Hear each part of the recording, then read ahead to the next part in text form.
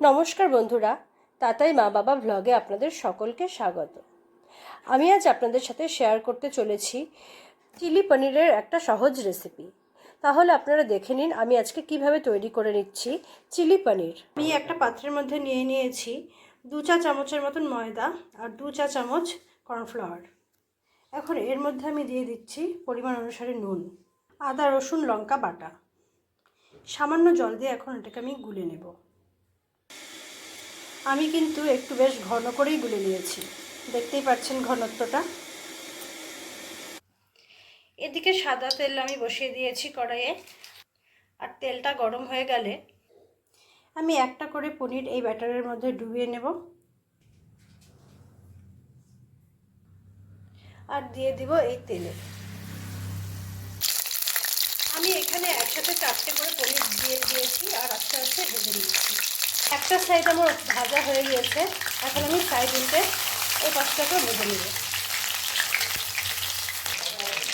দুটো পাশই আমার হয়ে গিয়েছে, এখন আমি তুলে রেখে দেবো আর বাকি পনিরগুলোকেও ঠিক একই রকমভাবে ভেজে নেব। পনিরের টুকরোগুলোকে আমি ভেজে ভেজে তুলে রেখেছি। এদিকে কড়াইয়ে বাকি তেলের মধ্যে আমি দিয়ে দিচ্ছি আদা আর রসুন কুচনো, আর দিয়ে দিচ্ছি 3টা লঙ্কা।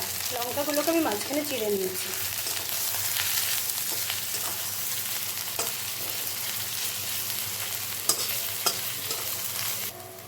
এদিকে আমি পেঁয়াজ, টমেটো আর ক্যাপসিকামগুলোকে ছোট ছোট টুকরো করে কেটে নিয়েছি। এখন এই সব কিছুকে দিয়ে দিব আমি এই তেলে। দিয়ে দিচ্ছি সামান্য নুন,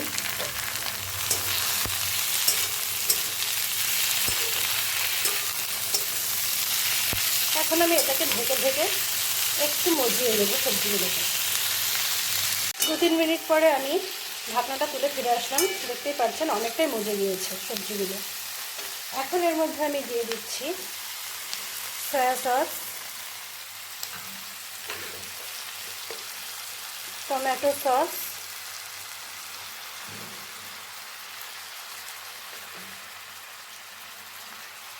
আর চিলি সস।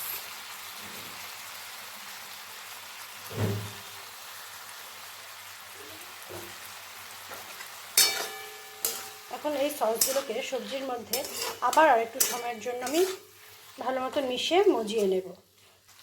তবে তার আগে আমি এর মধ্যে আগে থেকে ভেজে রাখা পনিরের টুকরোগুলোকে ছেড়ে দেব।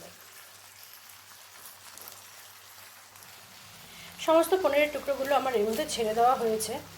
এবার দিয়ে দিচ্ছি সবার শেষে স্বাদের জন্য সামান্য চিনি। আর আমি যেহেতু প্রথমে লবণের পরিমাণটা একটু কমই দিয়েছিলাম, তাই এখন আমি বাকি লবণটা এর মধ্যে দিয়ে দিলাম। এবার এই সব কিছুকে আমি খুব ভালো মতো মিশিয়ে নেব। তারপরে আবার কিছু সময় ঢেকে ঢেকে পনিরগুলোকে এই সবজির রসের মধ্যে একটু সময়ের জন্য সেদ্ধ করে নেব।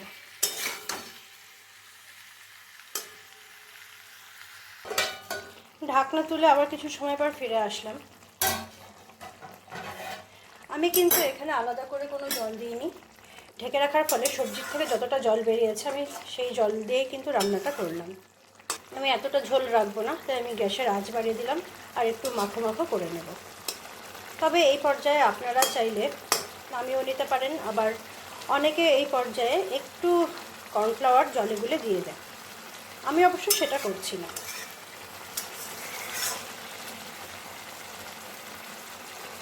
আমি এই গ্রেভিটুকু রাখবো।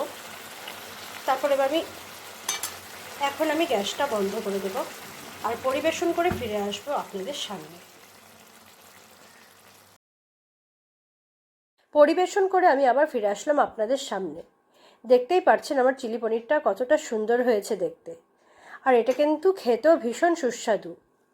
তাহলে বন্ধুরা, আমার এই রেসিপিটি আপনাদের কেমন লাগলো তা অবশ্যই আমাকে কমেন্ট করে জানাবেন, আর ভালো লাগলে আমার চ্যানেলটিকে সাবস্ক্রাইব করে আমার পাশে থাকবেন।